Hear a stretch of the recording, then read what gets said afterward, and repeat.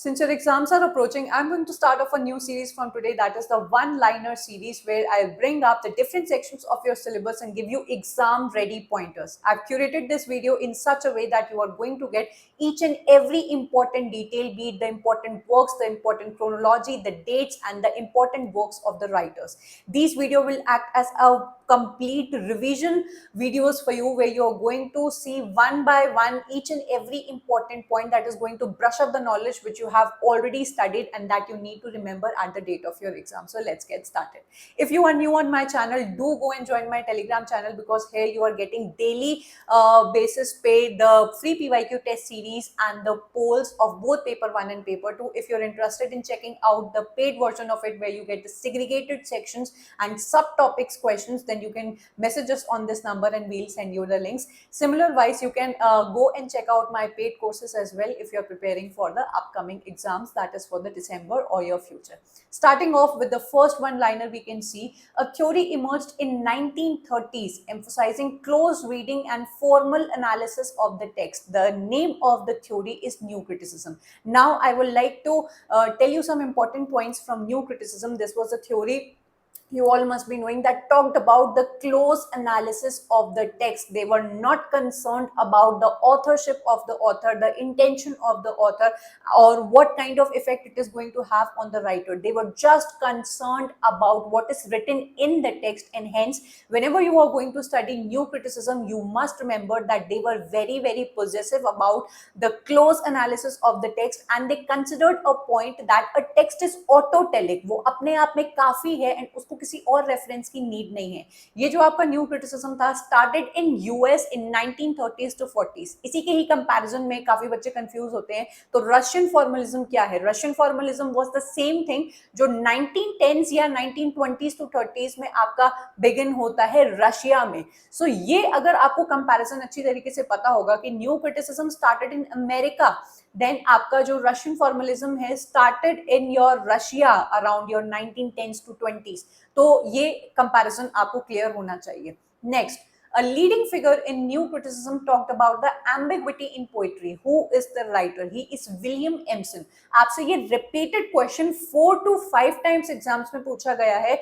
just to give you the word ambiguity, चाहे match the following में दे देंगे या क्रिटिकल टर्म्स में दे देंगे कि एम्बिग्विटी किसका टर्म है, उसको मैच करो. तो ये चीज अगर आप इसी वीडियो से लर्न करके जाते हो, you are definitely going to see a question and वो आपका करेक्ट होने वाला है. इनका जो ऐसे है 7 टाइप्स ऑफ एम्बिग्विटी, जिसके अंदर आपके विलियम एम्सन ने बताया है कि आपके किसी भी पर्टिकुलर वर्क के अंदर जो एम्बिग्विटी होती है वो किन किन वजह से आती है. All the 7 types of ambiguity I have already taught, जो उसके अंदर बताई गई है. कभी डिटेल में इनसे क्वेश्चन नहीं आया है, लेकिन ambiguity is one search term जो आपके स्टूडेंट, मतलब आप सभी को बीइंग लिटरेचर स्टूडेंट्स पता होने चाहिए. Now when you are reading William Empson, इनकी कुछ डिटेल थिंग्स भी आपको पता होनी चाहिए कि ये एक कैम्ब्रिज क्रिटिक थे. मैंने फुल वीडियो कैम्ब्रिज क्रिटिक्स पे बना के रखी है, उसको जरूर से देखना. देन इनके और भी इंपॉर्टेंट वर्क हैं, जैसे some versions of pastoral, then Milton's God. ये जो मैं आपको डिटेल बता रही हूँ, ये भी आपके एग्जाम में पूछी गई हैं. तो हर पॉइंट के साथ जो जो इंपॉर्टेंट चीजें होंगी जो मुझे याद आती जाएंगी, I will be telling you and वो आपकी ब्रश अप होती जाएंगी. Point number 3, I.A. Richards' practical criticism was published in the year 1929.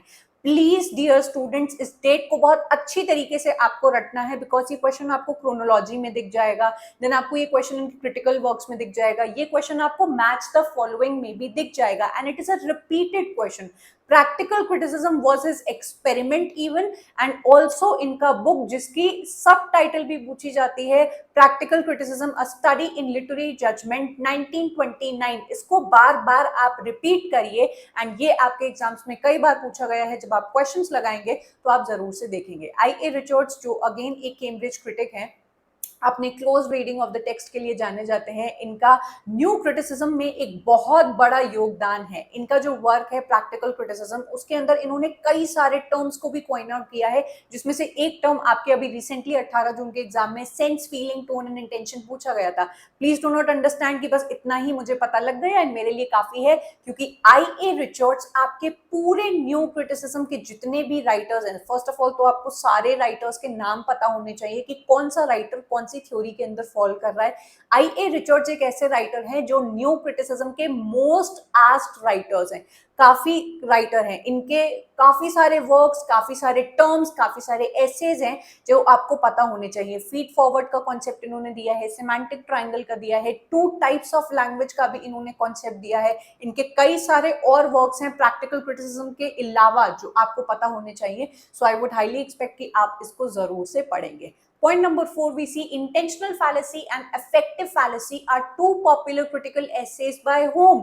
William K. Wimsatt and Monroe Beardsley are two very famous writers जिन्होंने अपने seminal essay The Verbal Icon के अंदर ये coin किया है। ये दो आपके essays हैं, intentional fallacy and effective fallacy, जिसके थ्रू आपके Wimsatt and Beardsley बताने की कोशिश कर रहे हैं that whenever you are judging a work, तो अगर आपने intentional fallacy यूज की, मतलब ये एक टाइप का एरर है जो आपको यूज नहीं करना चाहिए, where you are analysing a particular work thinking about the intention of the author की। अच्छा, आपने एक पर्टिकुलर मूवी देखी तो अच्छा बनाने वाले ने ये सोचा होगा, ये उसके इंटेंशंस होंगे, उसके लाइफ में भी ये हुआ था तभी उसने यहाँ लिखा है। When you try to make the references and the connection between the author and the work, उसके क्या इंटेंशंस रहे होंगे वो इंटेंशनल फैलेसी के अंदर आ जाता है। Then when you talk about the affective fallacy, तो आप एक एरर उसके अंदर डाल देते हो थिंकिंग कि अच्छा इस पर्टिकुलर वर्क का रीडर्स पे क्या इफेक्ट होगा। तो आपको ये याद रखना चाहिए when you talk about the intentional fallacy, तो यहाँ पे ऑथर के इंटेंशंस के बारे में बात की जा रही है। When you talk about effective fallacy, तो यहाँ पे रीडर के ऊपर क्या इफेक्ट हुआ है उसके फैलेसी के बारे में बात की जा रही है। ये बहुत ही इंपॉर्टेंट आपका ऐसे है एंड इसी से ही कनेक्टेड आपका जो इंपॉर्टेंट डिटेल्स है जो याद रखने चाहिए। द वर्बल आइकन नाम के एसे के अंदर विच वाज पब्लिश्ड इन 1954, इन दोनों वर्क्स को पब्लिश कराया गया था। तो आप अभी बीइंग लिटरेचर स्टूडेंट्स, आपको ये चीज क्लियर होगी कि अक्सर आपसे यूजीसी ने पूछा है कि ये क्रिटिकल टर्म कौन से एसे के अंदर आया है, तभी मैं आपको कनेक्टिंग चीजें बता रही हूँ कि इंटेंशनल एंड इफेक्टिव फैलेसी को द वर्बल आइकन नाम के एसे के अंदर जो 1954 में पब्लिश हुआ था, पब्लिश कराया गया था। Now the other thing that you see is कि इसका भी जो आपका सब टाइटल है वो आपको रट के जाना है। जैसे मैंने प्रैक्टिकल क्रिटिसिज्म का बताया, इसका है studies in the meaning of poetry. इतने डिटेल्ड में आपसे क्वेश्चंस पूछे जा रहे हैं। इफ यू आर समवन जिसने इतनी डिटेल में पढ़ाई नहीं की है तो अभी भी आंखें खोल लीजिए, इस तरीके के क्वेश्चंस आपसे पूछे जा रहे हैं and there is nothing difficult in it. अक्सर लोग आपको डराते होंगे, लेकिन डरने की चीज नहीं है। अगर आपके पास करेक्ट नॉलेज है तो उसको रिसीव करके, लर्न करके आप इजिली लिटरेरी थ्योरी को क्रैक कर सकते हो। Point number 6, A prominent Cambridge critic founded a famous journal Scrutiny। अब जहां पे भी जो चीज हाईलाइट करने वाली है वो मैंने कर ली है कि ये बच्चों के दिमाग में बिल्कुल बसी होनी चाहिए। Scrutiny as an attack to Bloomsbury Group। F.R. Lewis जो अगेन आपके बहुत इंपॉर्टेंट राइटर हैं हमारे न्यू क्रिटिसिज्म के अंदर, उन्होंने अपनी वाइफ क्यूडी ल्यूइस के साथ मिलकर एक जर्नल पब्लिश की Scrutiny, जिसके अंदर आपके ब्लूम्सबरी ग्रुप के एलिटिज्म को बहुत ज्यादा क्रिटिसाइज करते हुए ये दिखाते हैं। F.R. Lewis पूरे न्यू क्रिटिसिज्म के अंदर एक ऐसे आपके क्रिटिक बनते हैं जो न्यू क्रिटिसिज्म से इतना ज्यादा मैच नहीं करते हैं। ये एक अकेले ऐसे न्यू क्रिटिक हैं जिनका मानना है कि आप टेक्स्ट को उसके कल्चर और उसके ट्रेडिशन से अलग नहीं कर सकते हो। इनका जो फेमस वर्क है द ग्रेट ट्रेडिशन, जिसके अंदर इन्होंने राइटर्स और उनको फॉलो करने की कुछ सलाह दी है बाकी आपके विक्टोरियन एंड आपके मॉडर्निस्ट राइटर को, वो बहुत ही एक इंपॉर्टेंट ऐसे है। देन आपके जो F.R. ल्यूइस हैं, सिर्फ ग्रेट ट्रेडिशन नहीं, इन्होंने और भी बहुत सारे इंपॉर्टेंट एसेज लिखे हैं जिनसे डिटेल में क्वेश्चन पूछे जाते हैं, तो इनको भी आप जरूर से अच्छे से प्रिपेयर करिएगा।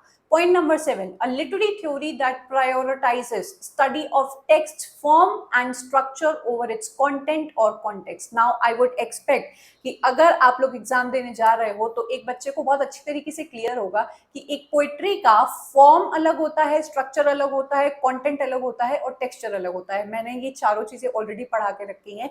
तो अगर आपसे पूछा गया कि आपके सामने एक ऐसी थ्योरी है जो फॉर्म को ज्यादा इंपॉर्टेंस देती है और कंटेंट को कम इंपॉर्टेंस देती है, तो आपको मार्क करना है formalism, that is your Russian formalism. इनका मानना था कि हमें कंटेंट से इतना मतलब नहीं है, हमें फॉर्म से मतलब है। When I talk about form, I talk about the literary devices, the internal things that make up in a poetry. Paradox आ गया, मेटाफर आ गया, मेटोनिमी आ गया, जितने भी लिटरेरी डिवाइसेस हैं वो फॉर्म बन जाते हैं आपकी पोएट्री के। तो आप जब भी रशियन फॉर्मलिज्म या फॉर्मलिज्म को पढ़ते हो तो आप देखते हो कि इनका इंपॉर्टेंस फॉर्म के ऊपर है, कंटेंट के ऊपर नहीं। नाउ इफ आई से अदर वे राउंड, कि कौन सी ऐसी थ्योरी है जो ना सिर्फ फॉर्म बट कंटेंट को भी साथ में लेके चलती है, वो है आपकी न्यू क्रिटिसिज्म। तो ये कुछ ऐसी सिमिलैरिटीज एंड डिससिमिलैरिटीज हैं जो बच्चों को न्यू क्रिटिसिज्म एंड आपके फॉर्मलिज्म दोनों से क्लियर होनी चाहिए। नेक्स्ट पॉइंट है हम लोग का Victor Shklovsky, concept of defamiliarization is stated in his essay.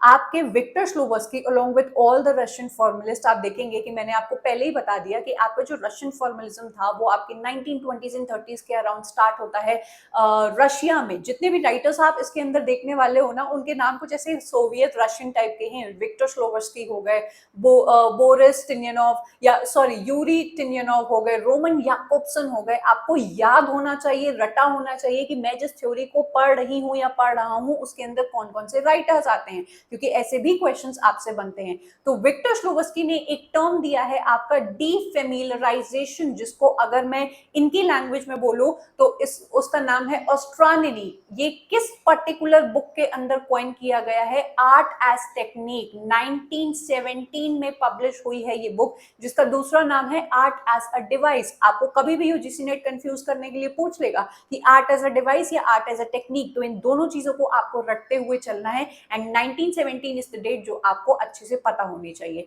I am hoping कि आपको डीफेमिलियराइजेशन का कॉन्सेप्ट बहुत अच्छी तरीके से क्लियर होगा। जब भी एक पोएट या ऑथर अपने वर्क को बाकी वर्क से अलग बनाने की कोशिश करता है तो वो डीफेमिलियराइजेशन टेक्निक का इस्तेमाल करता है, जो कि एक ऐसी टेक्निक है जिससे आपके जो रीडर्स होते हैं वो अट्रैक्ट होते हैं and they find something very unfamiliar in already the things that they are familiar with. तो इस टेक्निक को हम लोग बोलते हैं डीफेमिलियराइजेशन। अगला पॉइंट हम लोग को जो दिखाई दे रहा है वो है रोमन याकोब्सन से, two aspects of language and two types of aphasic disturbances belongs to। ये बहुत इंपॉर्टेंट वर्क है आपके रोमन याकोब्सन का। जल्दी से मुझे कमेंट करके इसकी डेट लिखते जाना। इस चीज में भाई आप लोग बहुत ज्यादा कंजूसी मत किया करो। Whatever homework I am giving you, whatever I am asking you to write, उसको कॉमेंट किया करो। आपके कॉमेंट, आप कॉमेंट करोगे आपको भी याद रहेगा। हर बार उस कॉमेंट को पढ़ने वाले इंसान का भला होगा, उसको याद रहेगा कि भाई ये इंपॉर्टेंट वर्क है, डेट मुझे यहाँ मिल गई। So do go and write and comment down the date। Two aspects of language and two types of aphasic disturbances आपके रोमन याकोब्सन का बहुत ही इंपॉर्टेंट वर्क है, जिसके अंदर इन्होंने कई सारे टॉपिक्स के बारे में बताया हुआ है। जैसे कि Jacobson's critical terms metaphor and metonymy alludes to which disorder? Similarity and contiguity disorder। सबसे पहले तो मैं आपको ये बता दूं कि रोमन याकोब्सन ने मेटाफर एंड मेटोनमी का जो टर्म दिया हुआ है वो आपके एग्जाम में रिपीटेड क्वेश्चन रहा है। तो अगर आपको अभी तक नहीं याद है कि रोमन याकोब्सन का टर्म है या फिर ये किसी और का है, इसी वीडियो के थ्रू आप लर्न करते चलिए कि he has given a concept of metaphor and metonymy. Metaphor हम सब लोग को पता है is the comparison between two things and आपका metonymy is the association between two things. तो आपका ये एक बहुत ही इंपॉर्टेंट कॉन्सेप्ट है जो बहुत ही डिटेल में आपको समझाया है मैंने पैराडिग्मेटिक एंड सिंटैग्मेटिक कॉन्सेप्ट के थ्रू। ऑल्दो पैराडिग्मेटिक एंड सिंटैग्मेटिक आपके फर्डिनेंड डी सोश्योर का टर्म है, लेकिन उससे लेकर, क्योंकि आपके रोमन याकोब्सन बहुत पसंद करते थे फर्डिनेंड डी सोश्योर को, उनके डिसाइपल थे, उनकी थ्योरी से इन्फ्लुएंस थे, तो उनकी इस पैराडिग्मेटिक एंड सिंटैग्मेटिक की थ्योरी को उठा के इन्होंने सिमिलैरिटी एंड कॉन्टिग्विटी डिसऑर्डर के बारे में बात की है, जिससे कई बार क्वेश्चंस पूछे गए हैं। तो ये आई वुड एक्सपेक्ट कि आपको आना चाहिए। Point number 11, I hope dear students आपको अच्छा लग रहा होगा। एक साथ इतने सारे कॉन्सेप्ट्स जब आपके सामने आते हैं तो आपको एक बहुत ही बूस्ट मिलता है कॉन्फिडेंस का कि हाँ मैंने अच्छी पढ़ाई की है। चाहे आपको यहाँ पर क्वेश्चंस नहीं दिखाई दे रहे हैं, but one after the another when you are seeing different concept तो आपको अच्छा फील हो रहा होगा। If you are already feeling very confident, please like this video and do leave your feedback or your comment to me. Okay, a theory that examines literature through the lens of underlying structures and system of meanings. आपको इस particular pointer में दिखाई देता है कि एक ऐसी theory के बारे में पूछा गया है जो अपने आप में एक स्ट्रक्चरल एनालिसिस करती है, जो स्ट्रक्चर के बिना अपने आप को देखते ही नहीं है, which is a interlocking system of all the structures. ये चीजों को आइसोलेशन में देखना पसंद नहीं करती है। आप जब एक घर को देखते हो तो एक घर पूरी तरीके से वेल बिल्ड घर होता है, वो स्ट्रक्चर होता है जो ईंट से बना है, पाइप से बना है, सरिया से बना है, आपकी मोरंग, गिट्टी, बालू, देन आपके जितने भी दरवाजे हो गए, दरवाजों के पल्ले हो गए, कितनी सारी छोटी छोटी एलिमेंट्स होती हैं जो जोड़कर आपका एक प्रॉपर स्ट्रक्चर बना होता है। अगर हम लोग उसी घर से एक ईंट को बाहर निकाल लेते हैं तो क्या हम लोग उस ईंट को एक वेल बिल्ड स्ट्रक्चर बोल पाएंगे? नहीं। स्ट्रक्चरलिज्म कहता है कि इन सारी चीजों के जो कंपोनेंट्स होते हैं वो एक साथ मिलके ही मीनिंग बनाते हैं। आप उसके एलिमेंट्स को अगर अलग से देखने की कोशिश करोगे तो वो कहीं से भी मीनिंग नहीं बताएंगे। सो स्ट्रक्चरलिज्म ने कहा है कि nothing can stand in isolation. इन्होंने जो सब पार्ट्स हैं इनके, उसकी कोई वैल्यू ही नहीं बताई है कि अगर आप एक स्ट्रक्चर के अंदर हो तभी उसका मीनिंग निकलेगा, अदरवाइज नहीं निकलेगा। स्ट्रक्चरलिज्म के बाद जो पॉइंट हम लोग देखते हैं, which theoretical movement claim that the device is the only hero of literature. मैंने जो आपको रशियन फॉर्मलिज्म के बारे में ऑलरेडी समझाया कि ये फॉर्म के ऊपर बहुत ज्यादा ऑब्सेस्ड हैं एंड कंटेंट से मतलब नहीं रखते हैं। When I talk about the form I talk about the literary devices. तो कौन सी ऐसी थ्योरी हुई जो बात करती है कि भाई हमारी थ्योरी में तो जो हीरो का रोल प्ले कर रहा है वो है लिटरेरी डिवाइसेस। तो ऐसा बोला है आपके रशियन फॉर्मलिज्म से। प्लीज डियर स्टूडेंट्स अंडरस्टैंड कि आप जो आज पॉइंट लगा रहे हो उसमें आपको क्वेश्चंस नहीं मिल रहे हैं, बट इस पूरे वीडियो को देखने के बाद जब आप क्वेश्चंस लगाने जाओगे both new criticism, Russian formalism, structuralism and post structuralism से, आप देखिएगा कि आपके कैसे क्वेश्चंस बनेंगे, क्योंकि ये वीडियो आपको बहुत सारा नॉलेज ऑलरेडी दे रहा होगा। अगले पॉइंट के बारे में बात करेंगे। वी हैव सशोर, जो कि स्ट्रक्चरलिज्म थ्योरी के मोस्ट इंपॉर्टेंट राइटर हैं। जब हम लोग स्ट्रक्चरलिज्म के बारे में बात करते हैं तो आपको क्लियर होना चाहिए कि इसके अंदर कौन कौन से राइटर्स आते हैं। उसकी एक लिस्ट आपके दिमाग में अचानक से घूम जानी चाहिए एंड उसके मेजर राइटर्स जैसे Ferdinand de Saussure, Mikhail Bakhtin and हमारे रोला Barthes, the most asked writer, ये आपके सामने आने चाहिए। सशोर का मैग्नम ओपस वर्क है अ course in general linguistics was published in. आपके फर्डिनेंड डे सशोर के सारे टर्म्स और उनका ये जो वर्क अभी अभी आपने सुना, a course in general linguistics, is so important, इतनी बार रिपीट हुआ है that you can not afford to lose this particular critic. 1916 में ये पब्लिश होता है। मैं आपको कुछ एक्स्ट्रा इन्फॉर्मेशन देना चाहूंगी कि खुद से आपके फर्डिनेंड डे सशोर ने कोई वर्क्स पब्लिश नहीं किए थे, उनके स्टूडेंट्स ने इनके लेक्चर्स को कंपाइल करके इस पर्टिकुलर वर्क में डाला है। आपसे यूजीसी नेट ने इतना डिटेल में क्वेश्चन पूछा है कि बताओ आपके फर्डिनेंड डे सशोर जब जिंदा थे तो कौन सी यूनिवर्सिटी में जाके उन्होंने ये लेक्चर्स दिए थे। तो मैंने ऑलरेडी ये पढ़ाया हुआ है, मुझे कमेंट करके आप ही लोग बताएंगे कि वो कौन सी यूनिवर्सिटी है जिससे क्वेश्चन भी पूछा है, जहां पर आपके फर्डिनेंड डे सशोर पढ़ने गए थे, सॉरी जहां पर इन्होंने ये लेक्चर्स दिए थे जिसके बाद उनके स्टूडेंट्स ने कंपाइल किए। मुझे ये चीज जरूर से आप लोग कमेंट करिए। तो 1.2 पॉइंट जो भी मैं आपसे बोलती जा रही हूँ, होमवर्क देती जा रही हूँ, उसको आपको नीचे कमेंट करना है। बात करेंगे अगली चीज के बारे में जो कि फर्डिनेंड डे सशोर से ही जुड़ी हुई है। What is an underlying system or structure of language including its grammar, rules and convention? आप जब एक लैंग्वेज की पढ़ाई करते हो तो उस लैंग्वेज को पढ़ने के लिए आपको उसकी ग्रामर जाननी पड़ती है, उसके रूल्स जानने पड़ते हैं, उसकी वोकैब जाननी पड़ती है। वो सब क्या होती है? आपकी लैंग्वेज। ठीक है, अगर मैं यहाँ बात करूं कि मुझे चेस खेलनी है तो आप और मैं, या मुझे अगर चेस खेलनी है तो आपको मुझे चेस के कुछ रूल सिखाने पड़ेंगे कि इसमें राजा होता है, इसमें रानी होती है, इसमें प्यादा होता है, घोड़ा होता है, उन सबकी एक प्रॉपर चाल होती है। उस सारे रूल्स को गैदर करने के बाद ही मैं उस पर्टिकुलर गेम को खेल सकती हूँ। Now after I know the rules of that particular game, मैं जब अपनी चाल अपने हिसाब से चलती हूँ, the individual actual usage in an actual situation, उसको हम लोग बोलते हैं परोल। इस चीज को आपको अच्छे से क्लियर होना चाहिए। आज की डेट में अगर मैं किसी फॉरेन लैंग्वेज को सीखने की कोशिश कर रही हूँ तो मैं सबसे पहले उसकी ग्रामर, उसके रूल्स, उसके टेंसेस, उसके क्लॉजेस, उसकी वोकैब के बारे में जानने की कोशिश करूंगी। लेकिन क्या उन्हीं टेंसेस को पढ़ने के बाद मैं एक्चुअल सिचुएशन में उन टेंसेस को कोट करने लगूंगी लोगों के सामने? नहीं। उसको लर्न करने के बाद मैं एक्चुअल सिचुएशन में अपने सेंटेंसेस को कोट करूंगी। मेरे उस रूल्स को सीखने के बाद मेरा जो बात करने का तरीका होगा वो दूसरे इंसान से बिल्कुल अलग होगा। तो जब आप एक्चुअली उन रूल्स को इन एक्चुअल यूसेज यूज करते हो, उसको हम लोग बोलते हैं परोल। ये सेम कॉन्सेप्ट आपके नोआम चॉम्स्की ने भी दिया है, जहां पर लैंग आपका कॉम्पिटेंस से कॉम्प्रिहेंड करता है एंड परोल आपका परफॉर्मेंस के साथ अल्यूट करता है। ये क्वेश्चन भी आपके एग्जाम में पूछा गया है, ठीक है। Dash is the study of language at a specific historical point. जो पॉइंट आपको याद रखना है वो है स्पेसिफिक। अगर मैं आज 2024 में ये जानने की कोशिश करूं कि इंग्लिश की क्या हालत है, तो बहुत सारे ऐसे नए नए वर्ड्स हैं जो आज से 50 साल पहले नहीं थे। सेल्फी हो गया वर्ड आपका, और भी बहुत सारे नए वर्ड्स होंगे जो आपके जेनजी लोग इस्तेमाल करते हैं आज की डेट में। तो अगर मैं एक भाषा को एक पर्टिकुलर पॉइंट ऑफ टाइम पे जानने की कोशिश करती हूँ कि अच्छा ये वर्ड आज के टाइम पे बहुत चल रहा है या इस भाषा में इस्तेमाल किया जा रहा है, उसको हम लोग बोलते हैं सिंक्रनी। लेकिन अगर मैं इंग्लिश भाषा की पूरी हिस्ट्री जानने की कोशिश करूं कि ओल्ड इंग्लिश लैंग्वेज से जहां से आपके चौसर आए थे, फिर आपका मिडीवल इंग्लिश, मिडिल इंग्लिश, फिर आपकी मॉडर्न इंग्लिश, इसकी पूरी हिस्ट्री जानने की कोशिश करूं, तो वो आपका डाइक्रनी में आ जाएगा। सो synchrony and डाइक्रनी is a concept जो आपके फर्डिनेंड de Saussure का है, कई बार रिपीट हुआ है, जहां पर स्पेसिफिक पॉइंट ऑफ टाइम पे you are trying to know about the words of used in a particular language will be known as your synchrony.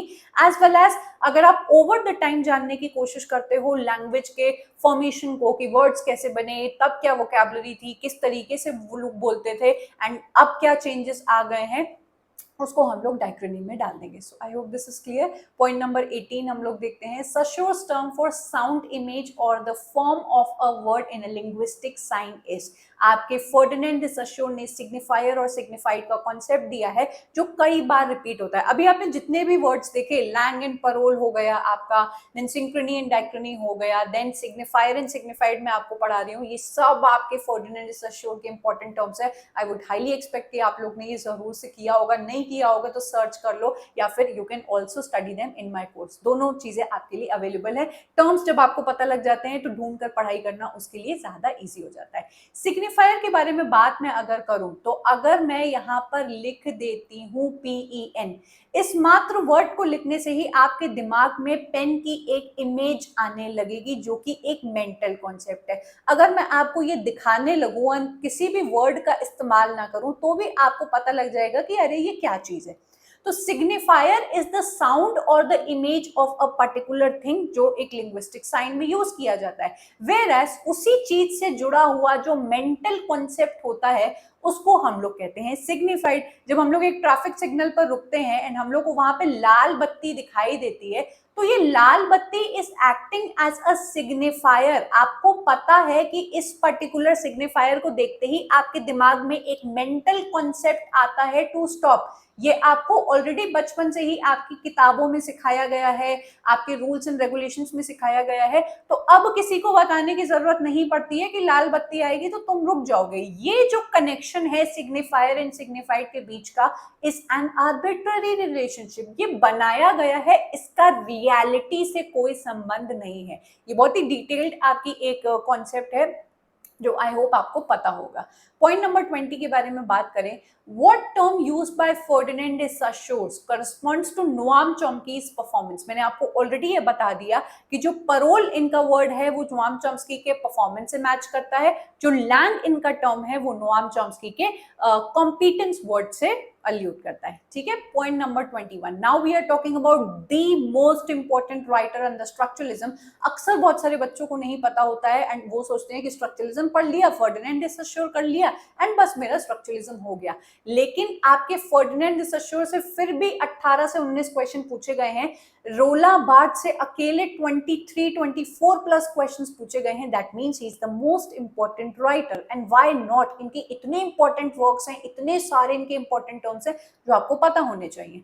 रोला बार्थ जो स्ट्रक्चरलिज्म के अंदर आते हैं, एक ऐसे राइटर हैं जो स्ट्रक्चरलिज्म के बारे में बताते बताते फील करते हैं कि यार मुझे तो पोस्ट स्ट्रक्चरलिज्म की थ्योरी ज्यादा पसंद आ रही है, मुझे पोस्ट स्ट्रक्चरलिज्म के जो कॉन्सेप्ट्स हैं वो ज्यादा अब ठीक लगते हैं। तो ये अपने करियर में एक ट्रांजिशन करते हैं। स्ट्रक्चरलिज्म की थ्योरीज बताते बताते ये कहते हैं कि नहीं पोस्ट स्ट्रक्चरलिज्म है, अब इनको ज्यादा पसंद आ रहा है। तो इनका यहाँ पर जो एस्से आपको दिखाई दे रहा है, the death of the author, वो ब्रिज करता है the gap between structuralism and post structuralism.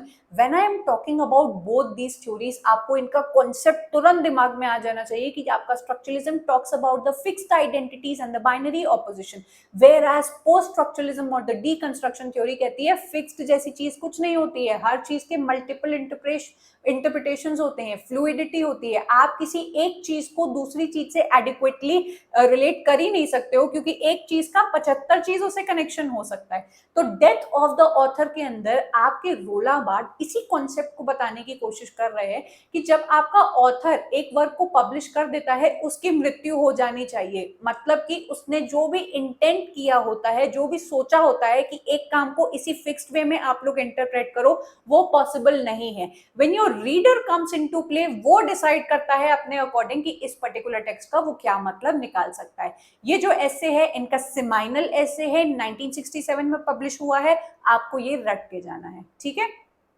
अगला पॉइंट, रोलां बार्थ का image, music and text. Now मैंने इस पर्टिकुलर पेज में आपके रोलां बार्थ के और भी वर्क्स को डाल दिया है विद डेट, तो इसको जरूर से आप लोग अच्छी तरीके से देखिए। 1977 में इनका ये वर्क पब्लिश होता है। अगला point, in which work does Roland Barthes contend that work is ordinary, the object of consumption, while text is plural? अब इनका एक बहुत ही इंपॉर्टेंट वर्क आता है from work to text, and if I am not wrong, कुछ दिन पहले किसी बच्चे ने मुझसे पूछा था कि मैम वर्क और टेक्स्ट के बीच में मुझे डिफरेंस बता दीजिए। तो रोला बार्थ के अकॉर्डिंग ये जो वर्क है, हम लोग कहते हैं कि मैम हम लोग को शेक्सपियर के कुछ वर्क्स बता दीजिए या इस इंपॉर्टेंट राइटर के वर्क्स बता दीजिए। तो रोला बार्थ के अकॉर्डिंग ये जो वर्क है आपका, ये जो आपका वर्ड है वर्क, बहुत ही लिमिटेड है, बहुत ही आपका स्टेबल है। मतलब इसमें कुछ भी आपको अलग देखने को नहीं मिलेगा, आपको बस एक वर्क उठाना है, उसको कंज्यूम कर लेना है। ये एक बहुत ही लिमिटेड एंटिटी है। इसी के ही कंपैरिजन में इन्होंने कहा कि आपको वर्क को वर्क नहीं टेक्स्ट बोलना चाहिए, क्योंकि उससे पता लगता है कि उस टेक्स्ट के मल्टीपल इंटरप्रिटेशंस हो सकते हैं। आपको मात्र जाकर शेक्सपियर के वर्क को कंज्यूम नहीं कर लेना है, शेक्सपियर के टेक्स्ट हैमलेट को उठाना है एंड देखना है कि उसके कितने सारे मीनिंग्स निकल सकते हैं, जो आज भी बहुत सारे स्कॉलर्स इंटरप्रेट करने की कोशिश कर रहे हैं। सो टेक्स्ट आपका प्लूरल है, वर्क आपका लिमिटेड है, क्या कहते हैं, सिकुड़ा सा हुआ है, लिमिटेड है, एंड ये एक ऑर्डिनरी ऑब्जेक्ट ऑफ कंजम्पशन है। इस टॉपिक के बारे में इन्होंने इस वर्क के अंदर बात की है, ठीक है।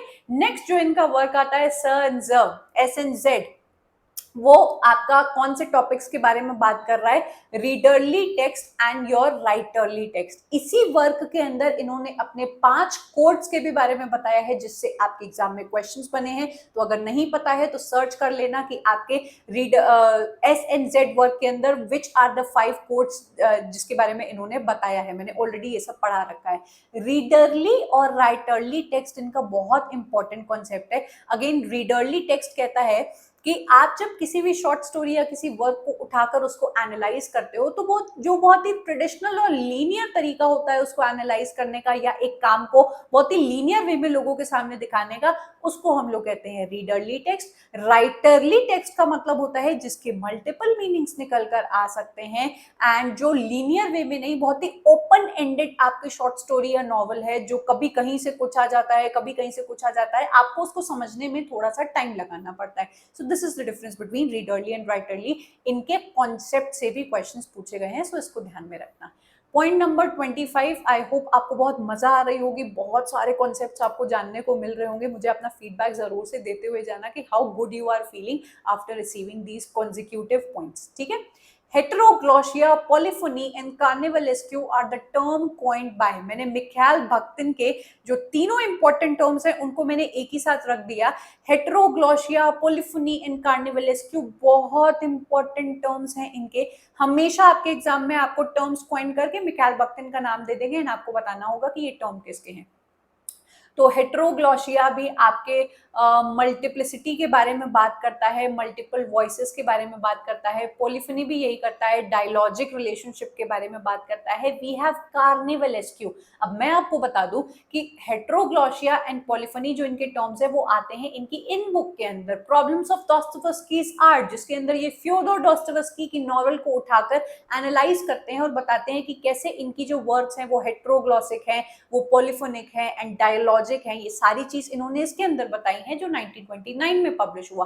Carnivalesque, another very important term, a state where you are, a site where you see popular culture के बीच में एंड आपकी हायरार्की एंड अथॉरिटी को जब ओवरटर्न कर दिया जाता है। कार्निवलिस्क्यू एक ऐसा टर्म है जो इन्होंने आप लोग को कमेंट करके बताना है कि कौन से फेमस वर्क के अंदर दिया है। लेट मी टेल यू, आप लोग मुझे डेट बताना। रेबलियास एंड हिज वर्ल्ड, ये कौन सी डेट को पब्लिश हुआ है ये आपको मुझे लिखकर बताना है, जिसके अंदर इन्होंने कार्निवल का कॉन्सेप्ट उठाया है। हैलोवीन, आपने देखा होगा कि आजकल वेस्टर्न कल्चर से हमारे इंडियन कल्चर में हैलोवीन थीम पार्टी आ गई है, जहां पर कोई भी इंसान कैसे भी सच कर जा सकता है, वो छोटा है, वो बड़ा है, वो बच्चा है, वो बूढ़ा है, वहां पर आपकी अथॉरिटी काम नहीं करती है। आप बिल्कुल फ्री होकर बिना हायरार्की के बारे में एंजॉय कर सकते हो। ऐसे कॉन्सेप्ट को इन्होंने कार्निवल या कार्निवलिस्क्यू बोला है। ठीक है, point number 28, which theory claims that language is non-referential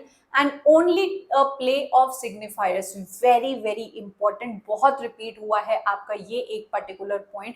कौन सी थ्योरी है जो कहती है कि भैया लैंग्वेज एक प्रॉपर चीज को रेफरेंस नहीं करती है, it is a play of signifiers. जब हम लोग स्ट्रक्चरलिज्म के बारे में बात करते हैं तो भैया वहां पर पानी का एक मतलब होगा कि भैया पानी, यहाँ पर पानी बना हुआ है, बूंदे बनी हुई है।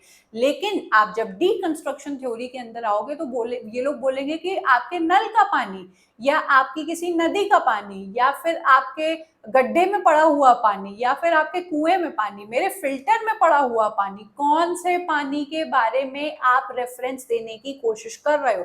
सो when you are seeing a one thing is not only signifying to a particular signified, a signifier is having multiple signifiers. ऐसी थ्योरी को हम लोग कहते हैं deconstruction.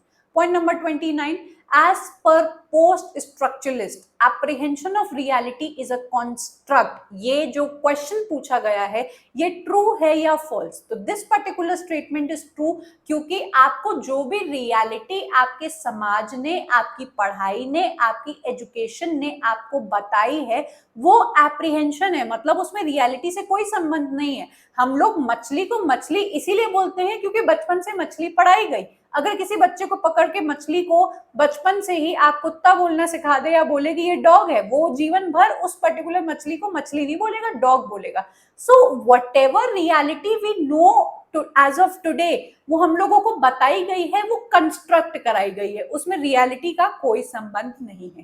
As per post structuralist every sign refers to the other sign adequately. अब ये question बहुत ही पेचीदा टाइप का क्वेश्चन है, अगर आप थ्योरी को डीपली समझते हो तभी ये क्वेश्चंस कर पाओगे। ये जो है वो फॉल्स हो जाता है जब ये बोलने की कोशिश कर रहे हैं कि एक साइन दूसरे साइन को एडिक्वेटली डिनोट करता है। भाई हम लोग, जैसे मैंने आपको रेड सिग्नल का एग्जांपल दिया, क्या आपका जो लाल रंग है, जो रेड सिंबल है, वो सिर्फ और सिर्फ आपके स्टॉप होने का प्रतीक है? वो तो डेंजर का भी प्रतीक होता है। वैलेंटाइंस डे पे तो देख लो, लाल रंग ही लाल रंग हर जगह घूम रहा होता है, तो वो प्यार का भी प्रतीक होता है।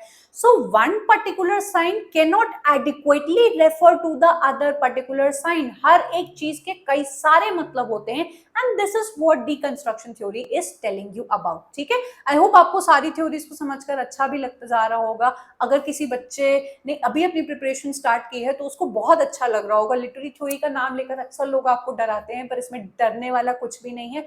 इफ आपको अच्छे से पढ़ाया जाए एंड बहुत ही कम कॉन्सेप्ट से जो इसके समझने हैं आपको, उनको आपने डीपली समझ लिया, you are done with literary theory. British literature की तरह नहीं होता है जहां पे आपको 50 चीजें लर्न करनी पड़ती है। आई पर्सनली फाइंड कि लिटरेरी थ्योरी ब्रिटिश लिटरेचर से ज्यादा आसान होता है। ठीक है, Derrida's of Grammatology was published in, आपके Jacques Derrida very very important deconstruction theory के अंदर जो बात करते हैं आपके काफी सारे टर्म्स के बारे में, जैसे कि अपोरिया इनका बहुत ही इंपॉर्टेंट टर्म है। ऑफ ग्रामेटोलॉजी इनका 1967 में पब्लिश होता है। This is not the only work जो आपको डेरिडा से करना चाहिए, इनके और भी बहुत सारे वर्क्स हैं, इनको सर्च मारना और इनके इंपॉर्टेंट वर्क्स को जरूर से आप लोग लर्न करिएगा। और जिसको इनके इंपॉर्टेंट वर्क्स पता है वो बहुत भला करे लोगों का, वो यहाँ पर कॉमेंट करके चला जाए। अपोरिया एक ऐसा कॉन्सेप्ट है जो एक पर्टिकुलर वर्क में अनरिजॉल्वेबल डिफिकल्टीज के बारे में दिखाता है। अक्सर कुछ ऐसी ओपन एंडेड नॉवेल्स होती हैं जिसमें कोई चीज क्यों हो रही है, उसकी क्या वजह है, उसकी एंडिंग इतनी अब्रप्ट हो गई, अब उसका क्या होगा आपको पता ही नहीं लगता। जैसे फ्रांस काफ्का का वर्क है the trial, it is an open ended novel. Then आपकी द गाइड जो फेमस इंडियन राइटर का वर्क है वो आपका ओपन एंडेड नॉवेल है, आपको पता ही नहीं लगता है कि ये किस एंड पर खत्म हुई है, अब इसका क्या होने वाला है। आपकी जो मूवी बाहुबली आई थी, जो पहला पार्ट आया था, वो किस एंड पे खत्म हुई, आपको लगा कि अच्छा अब उसका ये भी मीनिंग हो सकता है, उसका ये भी मतलब निकल सकता है। So these are some unresolvable kind of difficulties जो आपको एक वर्क में due to use of paradoxical language or the kinds of devices or the kind of structure की वजह से देखने को मिलती है, where you're not able to decide or come to a concluding point कि ये actual में है क्या। इसको हम लोग कहते हैं aporia. Who coined the dictum there is nothing outside the text? आपके जैक डेरिडा ने एक बहुत ही इंपॉर्टेंट लाइन बोली है, there is nothing outside the text. कहने का मतलब ये नहीं कि बस किताबों में ही घुसे रहो, दुनिया सिर्फ और सिर्फ किताब है। Every single thing that I am talking right now, ज्ञान जो आपकी मम्मी आपको सुनाती है, ज्ञान जो आपको किसी ग्रंथ से मिल सकता है, या फिर दुनिया की कोई भी चीज आप लोग जो पढ़ रहे हो, इट इज ऑल टेक्सचुअल, कहीं ना किसी टेक्स्ट से वो आई ही हुई है। तो इनका ये कहना है कि there is nothing outside the text, all the kinds of references, cultural symbolism and the references वो आपको उसी के अंदर मिल जाएंगे। ठीक है। To refer to a fundamental type of writing or inscription that precedes the underlies all forms of written or spoken language, Derrida makes use of the term arc writing. अब इसको arc writing और arc एक्रिचर भी बोलते हैं। मैंने आपको किसी बच्चे ने मुझसे पूछा था कि मैम ये मुझे एक्सप्लेन कर दो, so here I am explaining कि आपकी जब कोई लैंग्वेज डेवलप भी नहीं होती है, ठीक है, स्पीच हो गई, राइटिंग हो गई, जब हम लोग तो एक ऐसे समाज का, एक ऐसी सिविलाइजेशन का पार्ट है जहां हम लोग को भाषाएं बनी बनाई मिली है, हम लोग को उसकी रूल्स पता है, हम लोग को उसको बोलना पता है, प्रोनाउंस करना पता है, we are learning different kinds of vocabulary, बनी बनाई मिली है। पर जब ये भाषा किसी के दिमाग में सबसे पहले आई होगी, उसने बनाई होगी, वो जो दिमाग में सिस्टम होता है किसी भाषा को लेके जो प्रिसीड करता है before the writing, before the speaking, उसको हम लोग आर्क राइटिंग बोलते हैं। जब हम लोगों के पुराने जमाने में अर्ली मैन वगैरह रहा करते थे केव्स में, जो कुछ भी उनके जीवन में हो रहा होता था ड्राइंग्स बनाकर जाते थे, अपनी किसी स्क्रिप्चर्स में उन्होंने कुछ चीजें लिखी हैं जिसको आज भी लोग डिसिफर करने की कोशिश करते हैं कि इसका क्या मतलब होगा, क्या मतलब होगा, एलियन ऊपर से क्या आते हुए दिखाई दे रहा है, आपस में लोग एनिमल्स के साथ रह रहे हैं, ये सब कुछ वो लोग बनाकर चले गए हैं। तो जब स्पीकिंग भी नहीं आई, जब राइटिंग भी नहीं आई, अ काइंड ऑफ लैंग्वेज जो उनके दिमाग में आई, द सिस्टम्स जिसको उन्होंने कन्वर्ट किया, वो आर्क एक्रिचर या आर्क राइटिंग के अंदर आता है। जो एक्रिचर वर्ड मैं यूज कर रही हूँ वो आपके एग्जाम में पूछा गया है, तो कंफ्यूज मत होना, इसका नाम आर्क राइटिंग भी है एंड आर्क एक्रिचर भी है। ठीक है। डेरिडा का टर्म फेलोगोसेंट्रिसिज्म हेलेन सिक्सस के साथ मैच करता है। देन हेलेन सिक्सस का ही एक टर्म है आपका एक्रिचर, फेमिनिन एक्रिचर, वो भी आपके डेरिडा के साथ मैच करता है। तो मेरी वो भी सीरीज बनी हुई है, वो आप लोग जाकर देख सकते हैं। डेरिडा का जो टर्म है डिफरेंस, आप सभी को पता होगा कि डीकंस्ट्रक्शन थ्योरी के अंदर डिफरेंस वर्ड आता है। When I am not seeing difference, क्योंकि ये जो वर्ड है बना हुआ है दो चीजों से, दो वर्ड से, एक है डिफरेंस और एक है डेफरल। डिफरेंस का मतलब होता है जब आपके एक ही चीज के कई सारे मतलब निकलते हैं, एंड डेफरल का मतलब होता है जब कई सारे मतलब के निकलने की वजह से there is a continuous postponement of meaning. मैंने जो आपको पानी वाला एग्जांपल दिया कि ये नल का पानी है, ये गड्ढे का पानी है, ये कुएं का पानी है, या फिर फिल्टर का पानी है, तो ये जो डिफरेंसेस क्रिएट हो रहे हैं अलग अलग चीजों के होने की वजह से, ये पोस्टपोनमेंट ऑफ मीनिंग को आपको दिखा रहे हैं। That is why this is known age difference. ठीक है।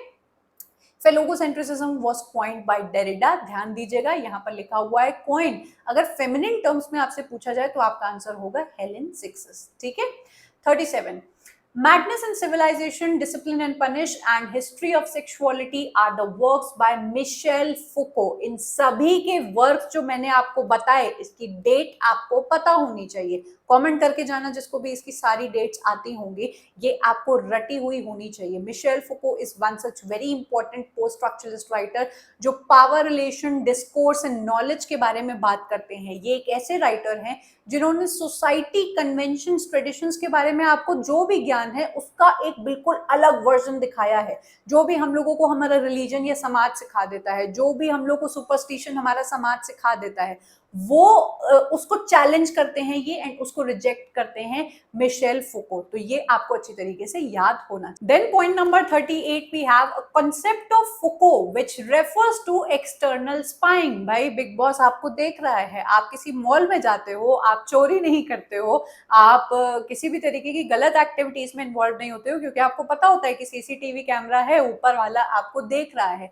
दिस काइंड ऑफ सर्विलेंस जो आपके कंट्रोल करने के लिए आपके ऊपर दिखाई जाती है। बचपन से हम लोग को हमारे पेरेंट्स कहते थे कि गलत मत करना, झूठ मत बोलना, कोई नहीं देख रहा है लेकिन भगवान तुम्हें देख रहा है, भगवान तुम्हें सुन रहा है। तो हम लोग के अंदर वो जो डर पैदा करना, वो कंट्रोल पैदा करना कि देयर इज समवन जो हमारे ऊपर है, जो हम लोग को गलत करने पे मारेगा या फिर मतलब पनिश करेगा, उस सर्वेलेंस थिंग को इन्होंने पेनोप्टिकॉन या पेनोप्टिसिज्म बोला है, जो इन्होंने आपके जेल के कॉन्सेप्ट के थ्रू, एक टावर के कॉन्सेप्ट के थ्रू दिखाने की कोशिश की है। तो ये जो आपका टर्म है अगर मैच द फॉलोइंग में आता है तो Michel Foucault is your answer. Foucault का famous essay what is an author, अब आपको कंफ्यूज नहीं होना है, आपने रोला बार्थ को पढ़ा डेथ ऑफ एन ऑथर, उसी का ही एक एक्सटेंडेड वर्जन है व्हाट इज एन ऑथर, जहां पे ऑथर की ऑथरशिप को चैलेंज करते हैं and he talks about the multiplicity and the fluidity of the meaning जो एक रीडर अपने वर्क से निकाल सकता है। ये पब्लिश हुआ था इनका एसे 1969 में। उस वाले का भी आपको डेट रखनी होगी और इस वाले की भी डेट रखनी होगी, there is no if and but, आपको करना पड़ेगा। Point number 40, which is our last point, who explored the shifting and the contested power relations, knowledge and the human body? Michel Foucault. The rise of the clinic के बारे में बात की है, discipline and punishment के बारे में बात की है, सेक्सुअलिटी के बारे में इन्होंने बात की है।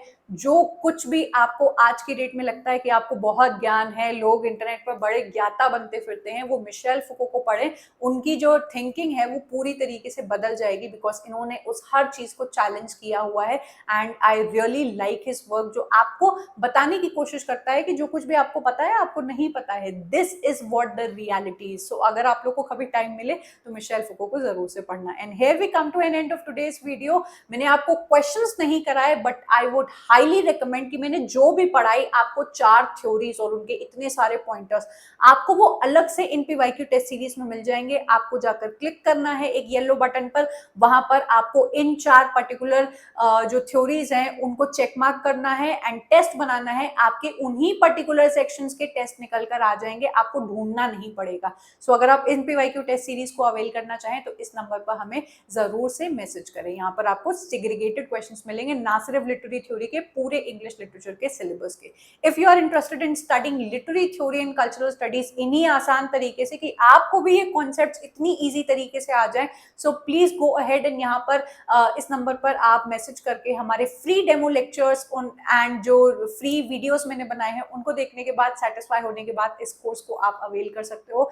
I am sure you won't be disappointed and you'll get a lot of confidence from these 2 difficult sections. Lastly, मेरे टेलीग्राम ग्रुप को आप जरूर से ज्वाइन करें। हर टाइप की लिंक्स एंड हर टाइप के जो किसी भी तरीके का नोटिफिकेशन या फिर पोल्स, टेस्ट सीरीज जो है वो आपको यहाँ पर मिल जाएगी। Do let me know your feedback कि आप इस वीडियो के बारे में क्या सोचते हो, कौन सा अगला टॉपिक इसी तरीके से पॉइंटर्स में देखना चाहोगे, so that I start preparing. Hoping कि आपको आज का वीडियो बहुत अच्छा लगा होगा। I am going to meet you next in yet another video. Up till then bye and take care.